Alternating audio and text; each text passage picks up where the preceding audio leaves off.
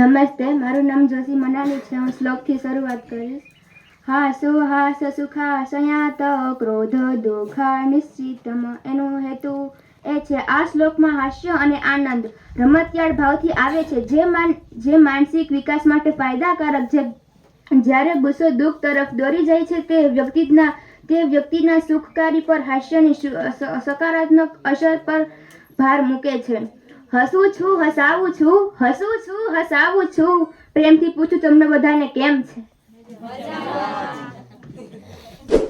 આપણે હસવા માટે કારણો શોધીએ છીએ, કારણ કે કોમેડી ધારાવાહીઓ, સામાયિકોમાં છાપામાં ટૂચકાઓ કે અન્યની બેવકૂફીઓ, અને આનો અર્થ એ થયો કે આ સઘળું જો ન મળે તો મારું હસવું મુશ્કેલ છે. પરંતુ હકીકત જોઈએ તો આપણને જન્મજાત હસવાની ક્ષમતા મળી જ છે. એટલું જ નહીં, અન્યને હસાવવાની ક્ષમતા પણ મળી જ છે. આપણે લોકો કેવું કરીએ કે છે ને, ફોનમાંથી રીલ જોતા હોય ને એમાં આપણે હસીએ, પણ આપણે કોઈ દી એવું નથી કર્યું કે આપણે જાતે કંઈક જોક્સ બનાવી અને આપણે ખુદ આનંદ મેળવીએ. બસ રીલ આવે એ જોતા જઈને હસતા જાય, પણ કોઈ દી આપણે એવું વિચાર્યું કે ના હું મારી કોઈ દી કંઈક નવો કંઈક કરું અને જાતે હસું ને આનંદમય હું થાવ. તો આજથી હું વાલીઓને એવું કહું કે પોતાની જાતે હસે અને રીલમાંથી હવે છોડી દે એમ, અને આખો દિવસ હસતું રહેવાનું.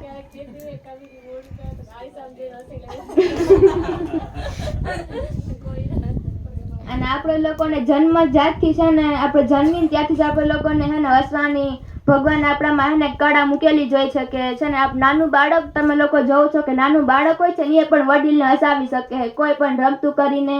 તો આપણે શું વાક્ય આપણે તો રીલમાંથી જોઈને કોકને હસાય, તો આપણે એવું શીખવું જોઈએ કે ના, આપણે કોકને હસાવી શકીએ અને આપણે હળવા ફૂલ થઈ શકીએ, અને આપણામાં એવી ક્ષમતા છે કે છે ને આપણે બીજાને હસાવી શકીએ એમ. આપણે જ્યારે હસીએ છીએ ત્યારે હળવા ફૂલ થઈએ છીએ, આપણા અહમના ભારથી મુક્ત થઈએ છીએ, એટલે જ આ હળવાશ આપણે અનુભવીએ છીએ. પરંતુ સાથોસાથ એને પ્રસારવીએ છીએ. શારીરિક રીતે હાસ્ય ફાયદાકારક છે, પણ સામાજિક રીતે હાસ્ય ફાયદાકારક છે. હાસ્ય એક માત્ર ખડખડાટ અવાજ કરીને હસવું એમ નહીં, બ્લેક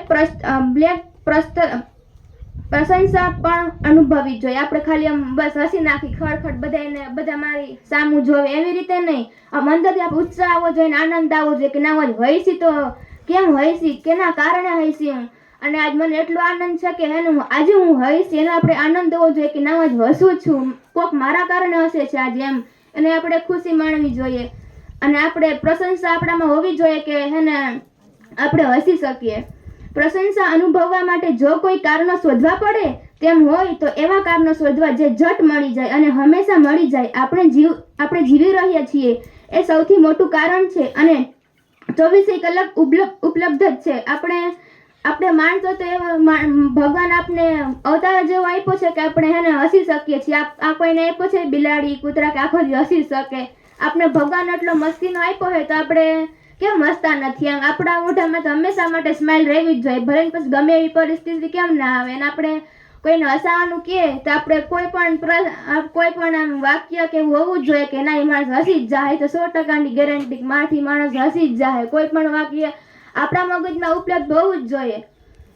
આપણા જીવન માટે જરૂરી પ્રાણવાયુ આપણી આસપાસના વૃક્ષો અને છોડવાઓ સતત છોડ્યા કરે છે. એમ કરી શકે તેમ માટે સૂર્યપ્રકાશે વનસ્પતિ વૃદ્ધિ થાય કરે, તેમ માટે ફૂલો ઉગે છે, ફળો બેસે છે, એમ થવા માટે પતંગિયા ઉડે છે, પંખીઓના ટહુકા કરે છે. આમ આપણા જીવન માટે સમગ્ર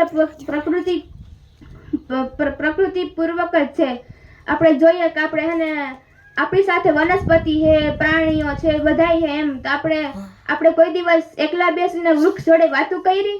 આ બધા કહે કે વૃક્ષ વાત ન કરે આપણી જોડે, પણ આપણે છે ને એમ વાત ન કરે, પણ આપણે એકવાર વૃક્ષ સાથે બેસીને વાત તો કરો, જીરીક અનુભવ તો ખરો કે શું વૃક્ષ છે, શું પ્રાણીઓ છે, શું જીરીક આપણે કોઈ કરી તો પ્રાણીઓને આપણે માર દઈને આમ કરીને તેમ કરી દઈએ. પણ જેમ આપણે એકબીજા માણસ પણ આપણે ભાવ પ્રેમ કરીએ એમ આપણે પ્રાણીઓને પણ ભાવ પ્રેમ દેવો જોઈએ, વનસ્પતિઓને પણ આપણે ભાવ પ્રેમ દેવો જોઈએ.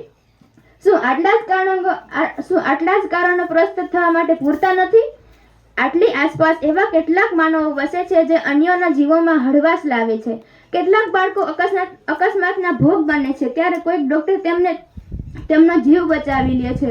કોઈનો અકસ્માત થયો હોય ને ખુદને આપણે એવો જીવ પડતો એક ભગવાન આને જીવાડી દે એમ, અને આપણા કરતા તો ઊંચા ડોક્ટર છે એમ કે ડોક્ટરે એક માણસનો જીવ બચાવે ને તો એ ભગવાનની કૃપા કેટલી ડોક્ટર ઉપર હશે કે ના તે કોકનો જીવ તો બચાવ્યો. તે ખુદના પરિવાર એટલા ખુશ થાય કે ના આજે મારા છોકરાનો મારી છોકરીનો જીવ તો બચ્યો. ડોક્ટરને એમ થાય ના મેં કોકને દર્દીને સામો તો કર્યો, સારવાર તો કરી મેં, એટલે પોતે અંદરથી ખુશ થાય અને આનંદમય રહે. કેટલાક અંધજનોને કોઈ રસ્તા ઓળંગવા છે ક્યારેક ને ક્યારેક રોજ યોજીતી રક્તદાન શિબિરમાં સેંકડો લોકો કોઈનું જીવન બચાવવા રક્તદાન કરે છે. કેટલાક વૈજ્ઞાનિકો સતત રથ છે પ્રયોગશાળામાં જેથી આપનું જીવન વધુ ને વધુ સરળ બને છે. કેટલાક લોકો સાવ અજાણ્યાને મદદ કરવા પોતાની તમામ કુશળતાઓ કામે લગાડી રહ્યા છે. શું આટલા જ કારણો પ્રસ્તુત થવા માટે પૂરતા નથી? આપણે જે અંધ માણસો હોય, સાંભળી ન શકતા હોય, એને આપણે ખાલી થોડીક એવી મદદ કરશી ને તો નાનું બાળક હશે ને આના ખુશી જેવું ખાલી એમ કહેશે ને કે મેં મમ્મી આનેથી મેં આ મૂક્યો એમ રસ્તો ઓળંગે તો એટલી થાય ને રાજી કે ના મેં એટલું તો કામ કર્યું. પણ આપણે એવું શીખવું જોઈએ કે આપણે કોઈ ના સાંભળી શકતું હોય કે આંધળું હોય ખાલી આપણે થોડુંક મદદ કરીને તો પોતાને આપણા એના આશીર્વાદ આપણા ઉપર કેટલા પડે છે અને આપણે એટલા આનંદમય થઈ છે એમ. જો તો છે પછી હવે મારે સદસ્વ પ્રસ્તુત રહેવું જોઈએ.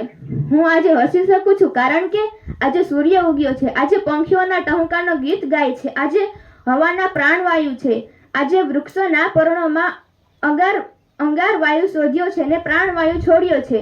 આજે કેટલાક બાળકો હસ્યા છે, આજે કોઈક ડોક્ટરે કોઈની જિંદગી બચાવી છે, આજે કોઈક સાવ અજાણ્યાને મદદ કરી છે.